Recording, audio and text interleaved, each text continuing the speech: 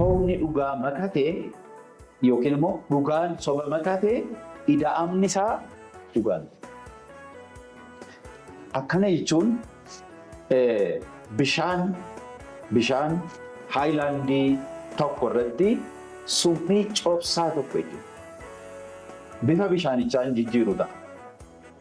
Garuu stiil summii dhukkubsataa nu taasisuu danda'a, nu ajjeesuu danda'a. Summiin hamma bishaan sanaan baay'atu yookiin summiin nyaata namni nyaatu keessa galee nama miidhu hamma nyaata sanaa baay'ata miti. Garri baay'eensaa nyaatuma isa noormaalii ta'ee summii xiqqoo yoo makate sun aara jechuudha. Xiyyeeffannaan Phaawulos koonsarniin inni qabu maali? Naa dandaa'edha Phaawulos. Sodaan qabaa'edha. Sodaan isaa maali? Yesuus isa kanaan dura dhageessan malee Yesuus kan biraa. Wangeela isa kanaan dura fudhattan malee wangeela kan biraa. Hafuura isa kanaan dura fudhattan malee hafuura kan biraa fidee namni tokko yoo isinii dhiyeesse isin immoo isuma jettanii isuma sirrii hidhattanii gurra kennitanii fi dhaggeeffattu jedheen sodaadha. Sababiinsaa boofni Hewaaniin kan isheen goomsite jecha miidhagaadha.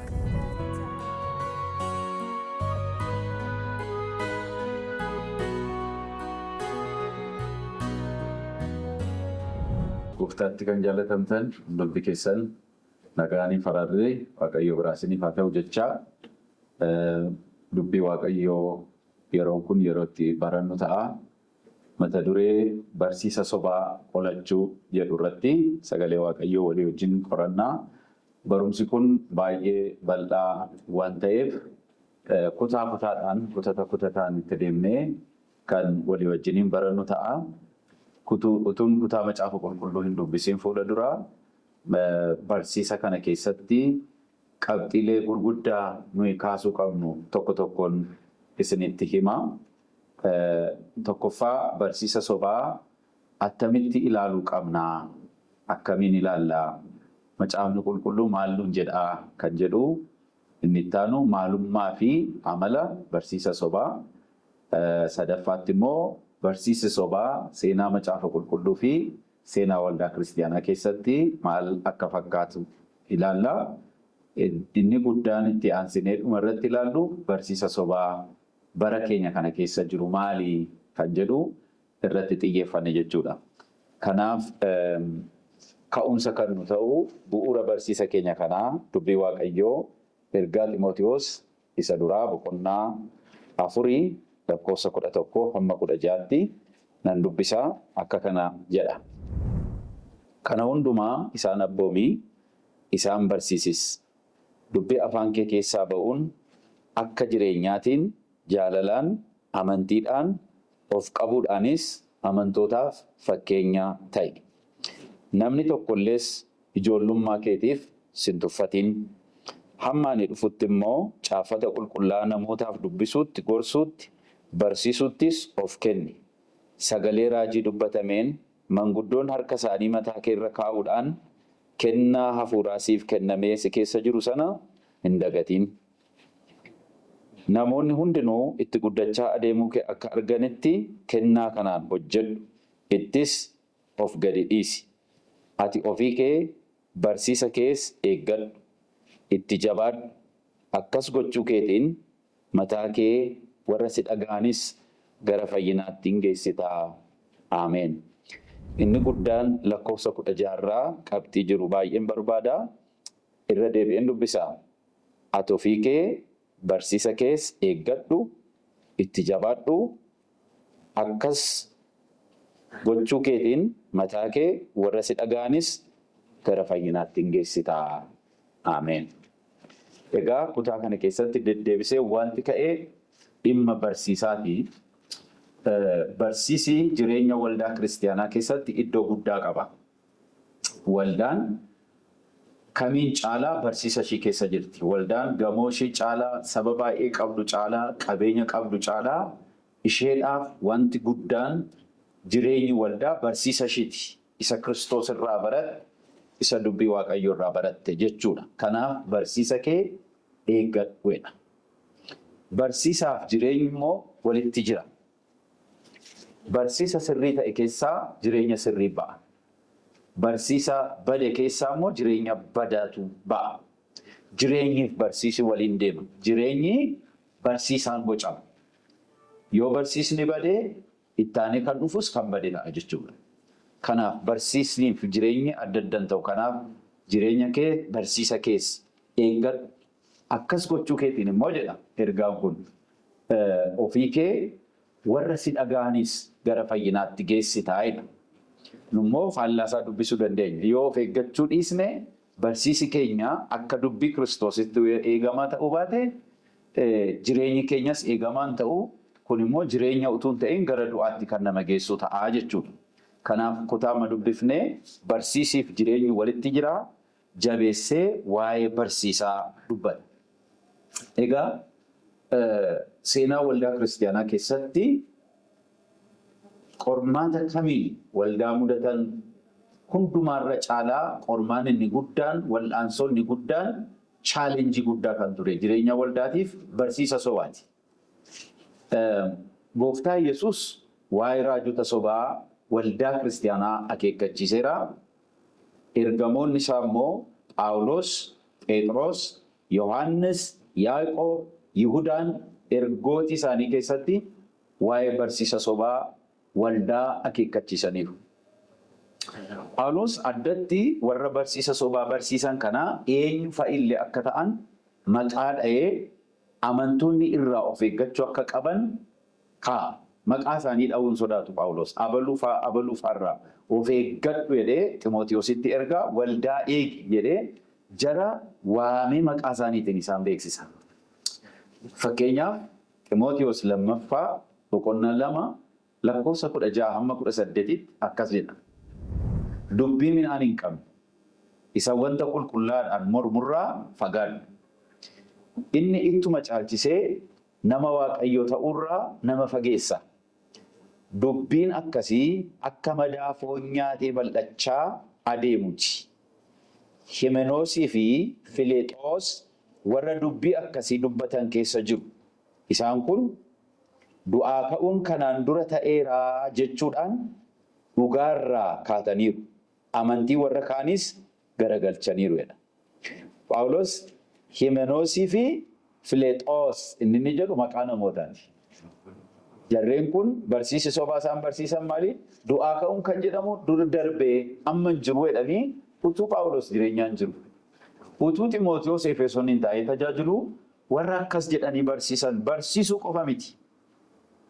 Namoota baay'ee amantiirraa kaachisan, amantiirraa kuffisanii, amantiirraa garagalchanii barsiisa isaan barsiisan kana dhaga'anii dubbii dhugaa, dubbii Kiristoos isa fudhatan, du'aa ka'uu isa ganaa eegamu, isa nus har'a ganaa eeggachaa jirurraa garagalchan.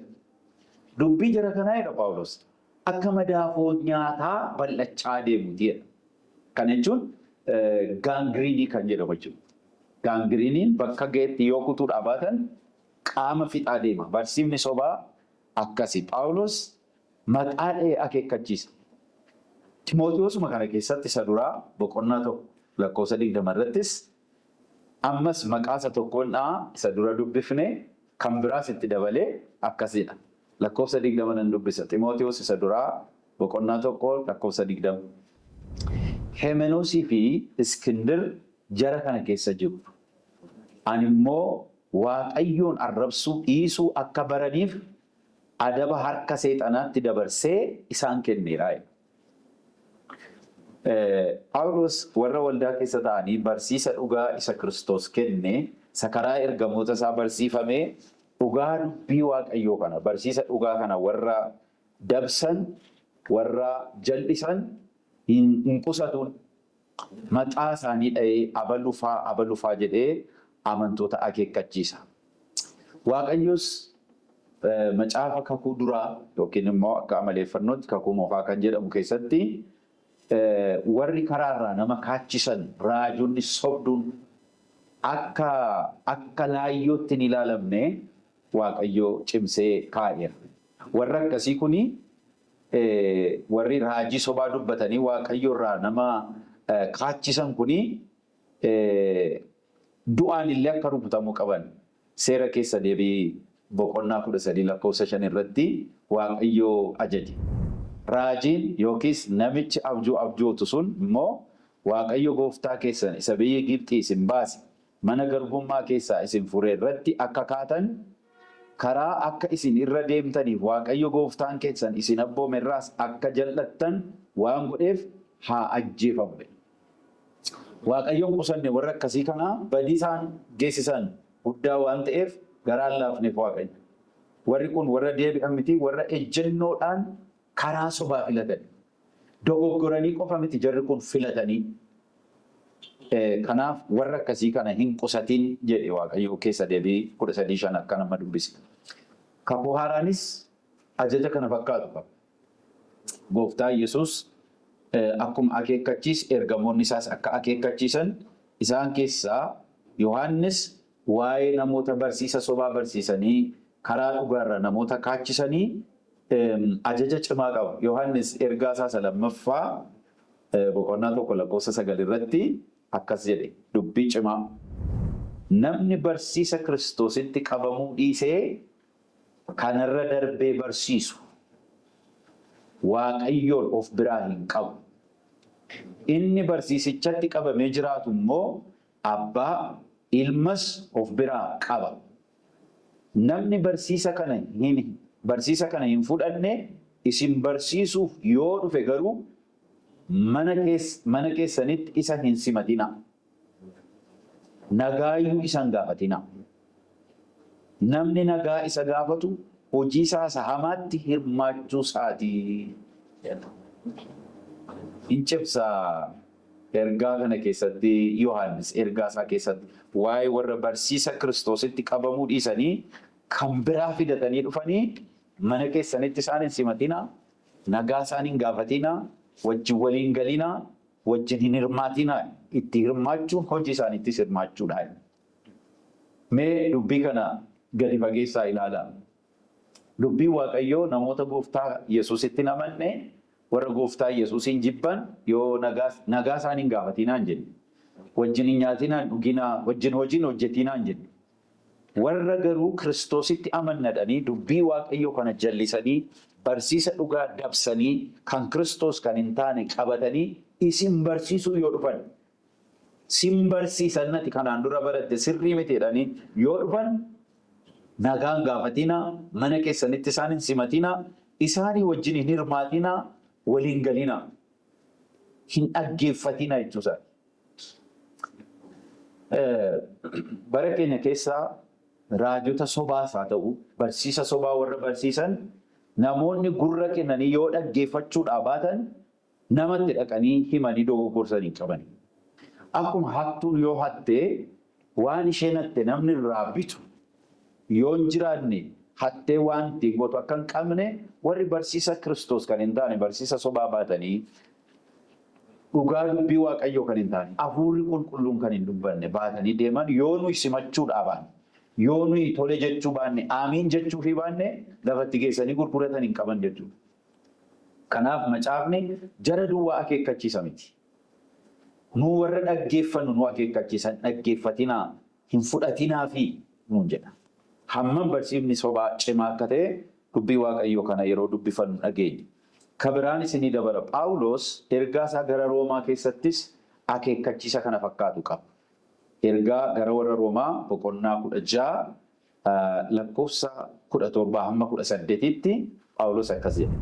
Obboloota koo warra barsiisa isin fudhattaniin mormuudhaan yaada namootaa gargar baasanii amantii irraa kuffisanitti akka of eeggattan isinan gorsaa isaanirraa fagaadhaa.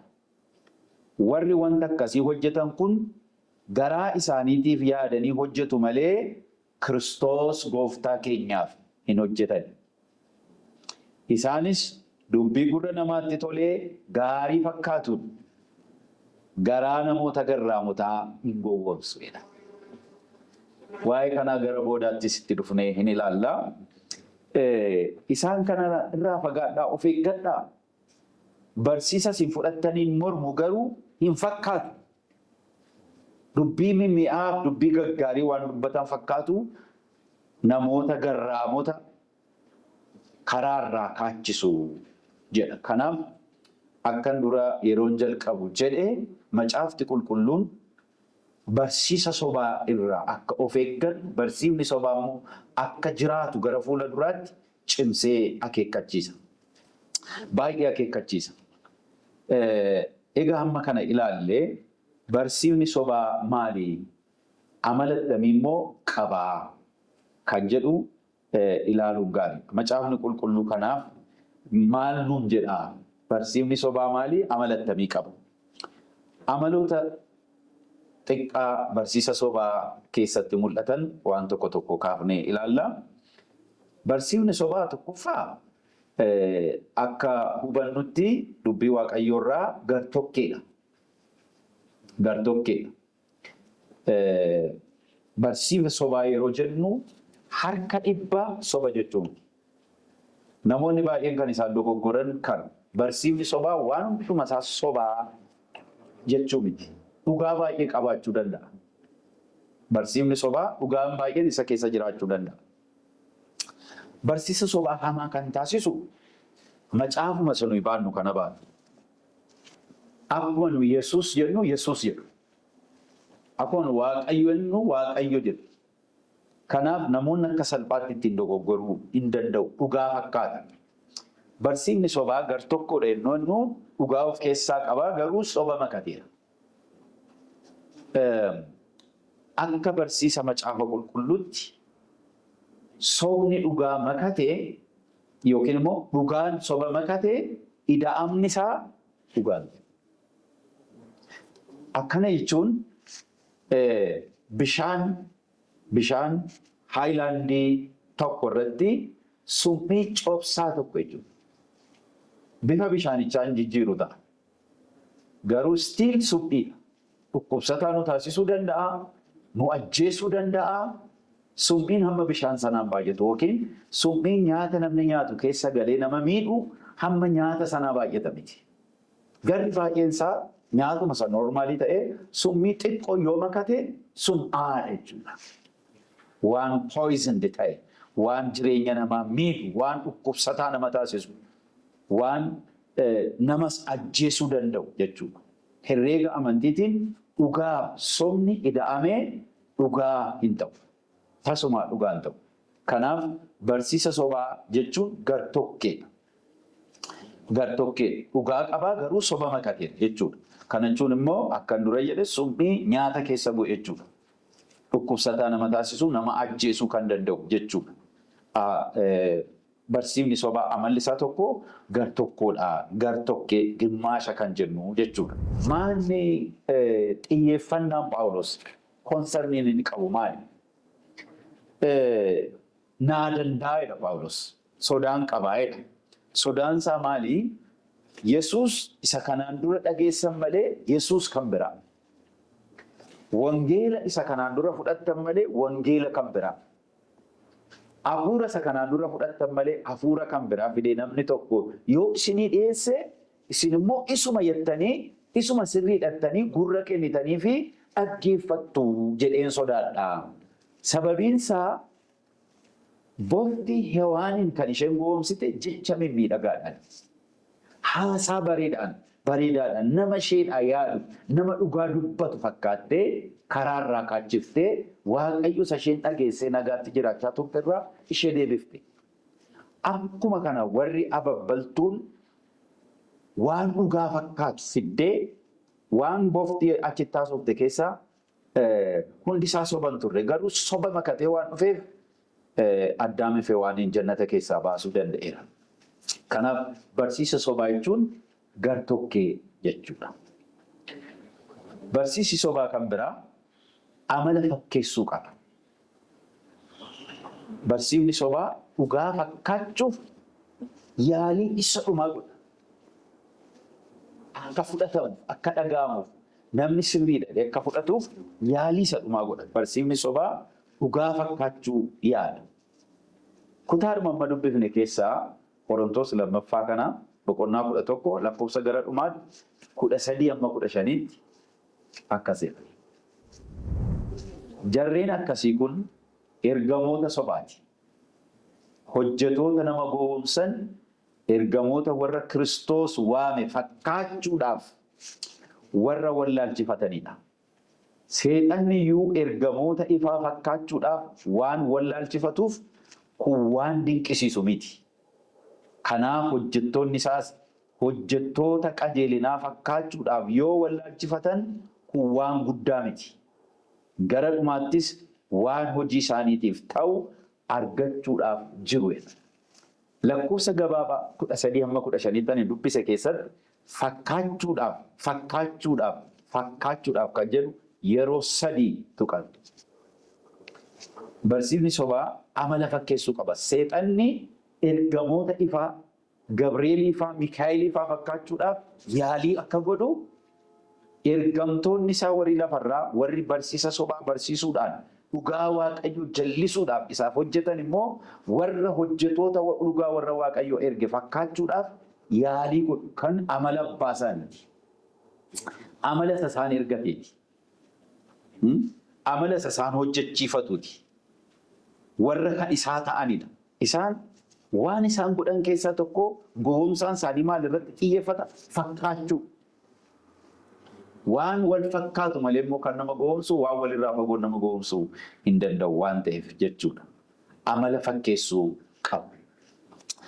Soba dhugaa fakkeessaa, hamaa gaarii fakkeessaa, waan jallaa waan sirrii fakkeessaa, waan du'atti nama geessu, waan jireenyatti geessu fakkeessee dhiyeessaa jechuudha.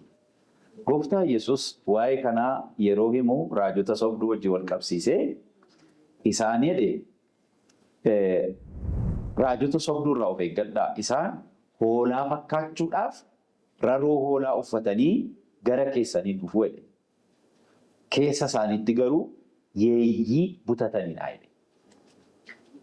Hoolaa fakkaachuudhaaf raroo hoolaa yookiin gogaa hoolaa uffatu, keessi isaanii waraabessa yookiin yeeyyii. Fakkaachuudhaaf miti isaan garuu fakkaachuudhaaf yaalii godhu. Isaan hoolaa miti, waraabessa yookiin yeeyyiidha garuu fakkaachuu yaalu. Kanaaf barsiisi sobaa amala fakkeessuu yookiin fakkaachuu qaba. Namoonni baay'een addunyaa kanarra jiran kan isaan gowwooman seexanni kan ittiin isaan gowwoomsu fakkeessuudhaan. Soba dhugaa fakkeessuudhaan. Du'a jireenya fakkeessuudhaan. Salphina ulfina fakkeessuudhaan. Waan gara du'aatti geessu gara jireenyaatti waan geessu fakkeessuudhaan. Fakkeessuun amala barsiisa sobaati. Barsiisi sobaa amala isaa keessatti kan biraan hin mi'aa. Barsiifni sobaa hin mi'aa. Barsiifni sobaa utuu hin mi'aawu ta'ee miira namootaan qabatu. Itti yaadamee, qo'atamee, gara namni barbaadu yaadamee, waan namni barbaadu qo'atamee dhiyaata waan ta'eef barsiifni sobaa hin mi'aa. Nama hawwachuu danda'a. Kanarraa kan ka'e hordoftoota baay'ee qaba. Miira nama qabuu danda'a. Barsiifni sobaa hin mi'aa. Kana jechuun garuu wanti mi'aaye hundisaa waan nama fayyadu dhugaadhaa jechuu miti. Kana gochuu isaatiin inni duuka buutota baay'ee argata. Phaawulos waa'ee kanaa akkasidha. Ergaa isaa lammaffaa Ximootiyoos iddoo dura dubbifnee kaanee boqonnaa 4:3-4 akkanadha.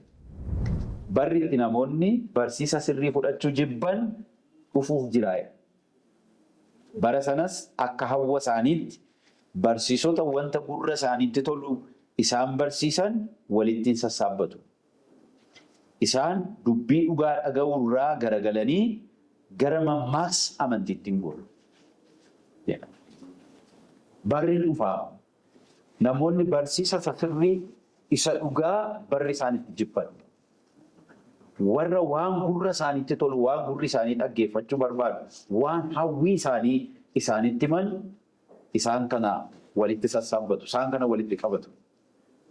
Akka bara kakuu duraa yeroo Eeliyaas fa'aa turan, Eeliyaas fa'aa dhugaa dubbatanii karaa Waaqayyoo isa kana malee isa kana miti, dhugaan isa kana malee isa kana miti waan jedhaniif hin jaallataman turan. Karaa namoonni barbaadan itti mutuun ta'in waan Waaqayyo jedhutti isa Waaqayyo biraa dhufetti karaa isa gara Waaqayyootti isaan geessutti. Warri kaan immoo jiru baay'ee kan ta'an 450 raajota Ba'aal raajota warra Asheeraa jedhaman 800 ol kan ta'an walitti daamanii isaan kun jaallatamoodha. Maaddii moototaarraa nyaatu. Maaliif? Waan isaan barbaadan isaanitti karaa isaan deemuu barbaadan si ta'a deemeedha. Waan isaan gochuu barbaadan hundumaa hin taa'edhu. Dhugaa dubbatanii sobarraa naman deebisan. Ifatanii namoota gara qajeelinaatti fidan. Kanaaf jaallatamoodha isaan. Maaddii moototaarraa ta'anii nyaatu. Warri dhugaa isa kan Waaqayyoo baatan hin jibbamu, hin ari'atamu. Phaawulos wanti kun hin ta'a bara boodaattidha. Baroota gara dhumaatti kun hin ta'a.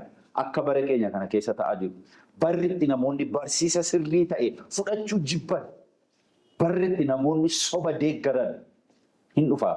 Bara sana akka hawwa isaaniitti akka ofii hawwanitti akka foon isaanii hawwutti warra isaan barsiisan waan gurra isaaniitti tolu warra isaaniitti himan isaan kana walitti qabatu. Isaan kana warra sirriin jedhanii walitti qabatu.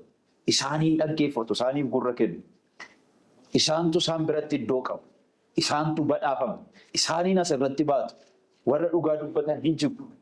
Karaa Waaqayyoo irra jirtu deebii warra jedhaniin hin jibbu. Ta'us dhugaa baatanii Waaqayyoo wajjin jibbamanii waan darbaniif ulfina bara baraa keessa jiru isaan. Warri soba dhaggeeffatan karaa dheeraan deemu. Miira isaanii yeroodhaaf gammachiisaniiru, miira isaanii bashannansiisaniiru karaa dheeraan deemu. Yeroo Ahaab raajonni ba'an 450 ta'anii karaan ati irra deemtu lollatti dhaqxu sii milkaa'a itti fufii Waaqayyo si wajjin jira sobanii jedhaniin tokkicha qophaa Mikiyaas Waaqayyo si wajjin hin jiru. Karaan ati irra deemtu karaa Waaqayyoo miti jedhee. Yeroo sanaaf hin hidhan mana hidhaa keessa ture. Hin dararan. Warri soba dubbatan immoo hin badhaafaman. Ta'us garuu Ahaab warra sobaa sana dhaga'ee deemee hin deebine qe'eetti hin galle achumatti du'e. Dhiiga isaa sareen laga dharraabbate. Du'a gadhee du'e. Dhumni isaa gaarii hin taane soba dhaggeeffatanii dhumni namaa milkaa'uun hin jiru. Kanaaf barri akkasii hin dhufaa. Egaa waan hin qabxii sadaffaa irratti dubbachaa jiru barsiifni sobaa hin mi'a. Miira namaa argata jedhee. Gurra namaatti tolu. Nama jaja. Kan harka kee immoo ati sirriidha warri namaan jedhan iddoo qabaatu. Kan Waaqayyoo miti kan inni of keessaa qabu. Miira namaa qo'atamee nama bashannansiisuuf gammachiisuuf kan dhufudha. Sagalee Waaqayyoo keessaa kutaan baay'ee nama dhibu tokko jira. Hojii ergamootaa boqonnaa 16 lakkoofsa 15 kaaftanii yoo ilaaltan gaaf tokkodha. Nuyi gara iddoo kadhataatti utuu adeemaa jirru xomboreen hafuura hooda dubbachiisu of keessaa qabdu tokko nutti dhuftee isheen hooda dubbachuu isheetiin horii baay'ee gooftota isheetiif hin galchite ture. Isheen namoonni kun hojjetoota Waaqayyoo abbaati karaa fayyinaa isinitti himu jettee iyyaa Phaawulosii fi nu duukaa in adeemte turte. Kana guyyaa baay'ee goote. Phaawulos garuu aaree itti garagalee hafuurichaan maqaa Yesuus Kiristoosiin akka ishee keessaa baatuuf sin abboomaa jedhe. Hafuurichi achumaan ishee keessaa ba'e. Ameen. Kutaa kana sirriitti ilaaltan Phaawulos maaliif aare? Xomboreen hafuura hooda dubbachiisuuf keessaa qabdu kun waan namaan dubbanne. Akka Luqaas nutti himutti nu duukaa deemtee guyyaa baay'eedhaaf isaan kun hojjetoota Waaqayyoo abbaati. Karaa fayyinaa isinitti himu. Daandii dhugaa isinitti himu. Isaan kun hojjetoota Waaqayyooti jettee duukaa buutee dhugaa baati. Waan isheen dubbattu dhugaa fakkaata. Phaawulos fa'aa hojjetoota Waaqayyoo abbaati. Eeyyee karaa dhugaa barsiisu. Garuu kan kana dubbachiisaa jiru hafuura Waaqayyoo hafuura qulqulluutu hin ta'in hafuura hooda dubbachiisu hafuura qaalluu hafuura hamaa hafuura seexanaati. Kaayyoo immoo qaba waan kana dubbachiisuuf waan Phaawulos fa'aatti tolu waan Phaawulos fa'aa gammachiisu fakkaata. Seexannuu dhugaa nu ba'ee seexannuu waa'ee keenya hin himee nuyi akka hojii dhugaarra jiru seexannuu hin himeedhaan hin gammanne. Bara keenya kana keessa iddoo baay'eetti seexana dubbachiisanii isin namoota dhugaati akka seexanni jedhu kanaan hin gammadu namoonni kanaan bashannanu namoonni ragaa seexanarraa hin fudhanne Phaawulos fa'aa eenyummaa isaaniitiif jechuudha. Hin mi'aa garuu dubbichi. Dhugaa baatiif hin mi'aa. Egaa waan mi'aa hunduu jireenyaan ta'u. waan nutti toleef miira keenyatti waan toleef hundumti isaa dhugaadhaa jireenyaaf fayyinaaf nu ta'a waaqayyotti nu geessaa jechuu miti. Dhugaan yoo hadhaa'es dhugaadha. Qorichi yeroo baay'ee mi'aawu garuu qoricha. Dubbiin dhugaas akkasi. Waaqayyoo bara duriitti kan inni saba isaa komate keessaa tokko warra inni ergeenii akkas jedhuun Isaayyaas 30:10 irraa wanta nutti toluu fi wanta nutti fakkaatu duwwaa nutti himaa jedhu. Hiika abbaa gammachiisirraa akkas jedha. Waan qajeelaa nun arginaa. Waan mi'aa nutti himaa malee sossoba nu argaa jedha. Dhugaa dhaga'uun barbaadan jechuudha. Barsiifni sobaa inni kan biraan akka salphaatti hubatamuu hin danda'u. Barsiisa sobaa akka salphaatti dafamee hin hubatamu. Namoonni dubbii waaqayyoo hin hubanne barsiifni sobaa amala of dhoksuu qaba. Amala miliquu qaba. Akka vaayirasii HIV nama rakkisee mul'achuu didee yeroo qoratan amala isaa geeddaratu of dhoksa. Kana macaafatu dhugaa ba'a. Yihuudaan lakkoofsa 4 irratti akkas jedha. Warri waaqayyoo malee jiraatan ayyaana waaqayyoo keenyaa argachuun gadhiisatti jiraachuudha jedhanii yaada isaanii diddiiranii gooftaa keenya Yesuus Kiristoosiin isa qophaasaa gooftummaa qabu gananii lo'anii nu gidduu galaniiru. Lo'anii nu gidduu galaniiru.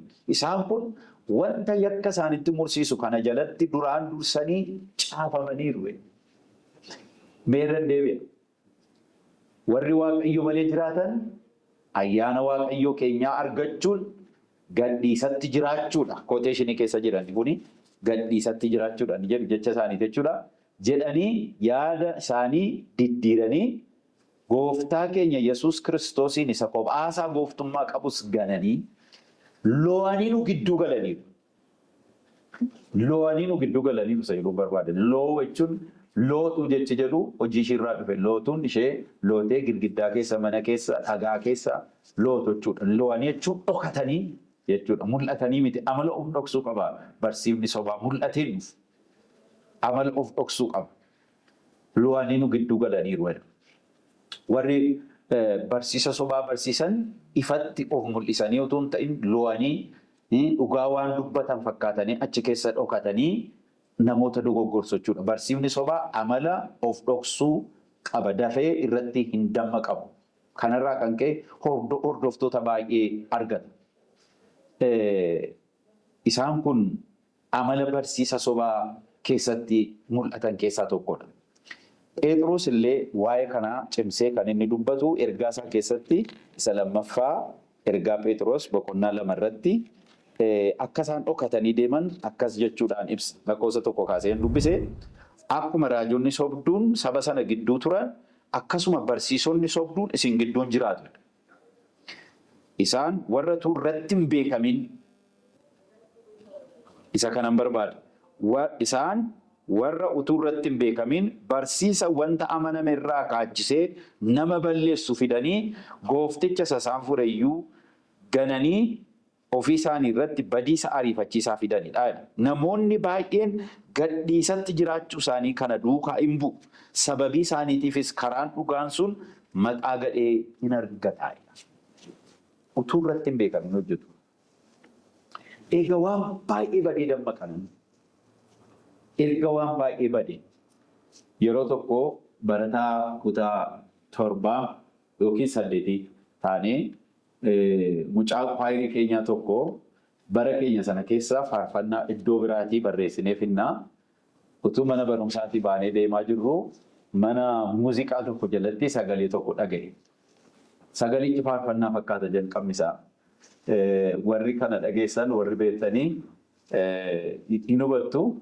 Akkas jedhee jalqaba waaqayyo situ jabaadha waaqayyo situ jabaadha jedha. Faarfannaa dhasee mucichi Tasfaayee lama taa'ee barreessee waaqayyo situ jabaadha waaqayyo situ jabaadha. Kennaa takka turu faarfannaa utuu hin ta'in sirbadha. Tasfaayee baay'ee gaddee faarfannaa dhasee jalqabee na'ee inni itti aansee jichinni qabu kan biraadha. Namni baay'een barsiisa sobaa dhugaadha ta'ee wajjin jalqabee achi takka ture kan biraa ta'uusaa argaa akka hin deebine fagaateera. Jireenyi nama baay'ee akkasiin badee cabee namni karaa dheeraa Waaqayyo wajjin imala dheeraa deemee ka'ee jireenyi isaa akka hin taane ta'ee gufatee kaan achumaan badee hafee kaan immoo waan baay'ee harcaafatee gurgufatee kassaree kan deebi'es jira. Egaa barsiifni sobaa irratti hin beekamu. Icciitiidhaan hojjeta. Kun amaloota barsiisa sobaati. Barsiisa sobaa qolachuu kan jedhu mata duree keenya kutaa taanuu yeroo taanutti ilaalla. Dubbii dhageenya kanaa Waaqayyo nuuf haa eebbisu. Fayyaa ta'a.